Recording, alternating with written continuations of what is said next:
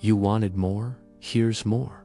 You clicked on the screen, didn't you? So, here we go. It had been 3 days since Emily Carter vanished from the sleepy town of Black Hollow. 3 days of plastered missing person signs and fruitless searches.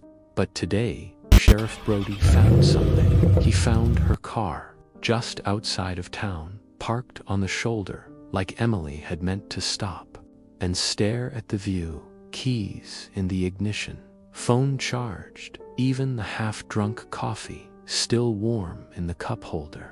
But the footage from the gas station 20 miles away showed Emily entering the vehicle at dawn, waving at the attendant, smiling like nothing was wrong. Brody's gaze hardened. This was no accident. Whoever took her wanted everyone to know she was taken. So why did they leave her car unlocked? Why not drive it to the nearest junkyard or hide it in an abandoned mine like they did with the others? Unless they intended for someone to find it, to trace Emily's path back to their front door. Except there was no path. Not yet. Meanwhile, up in the hollow, Margaret hummed as she arranged her newest specimen in the glass cabinet between the hiker from 2019 and the librarian from 2021. So much prettier when they stop struggling, she murmured, polishing Emily's amethyst pendant with bloody fingers. She turned toward the attic stairs, beckoning with a finger. Up we go, my pretties, she whispered, chuckling at the rustling of wings. I think we have another to add to the collection. As Margaret ascended the creaking stairs, the attic doors swung open on their own, revealing a jumble of chains and cages.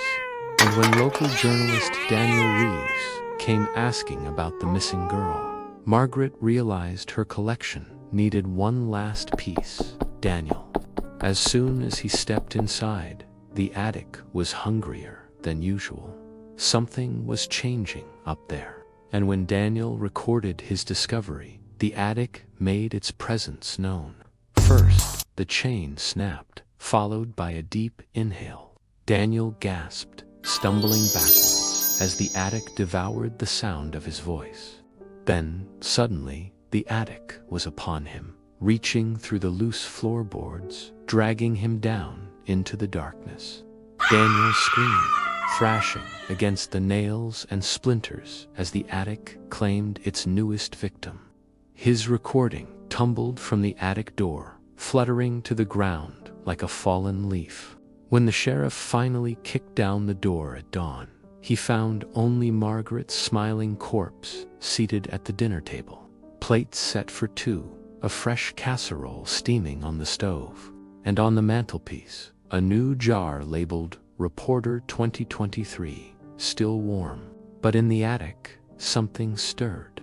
It shifted in the darkness, unfurling long, spindly limbs, tendrils of shadow reaching out like grasping claws.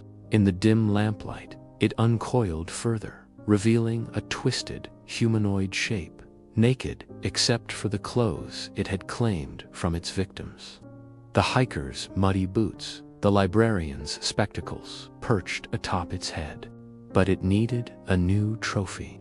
It slithered down the attic stairs, eager to claim a fresh scent, eager to be seen.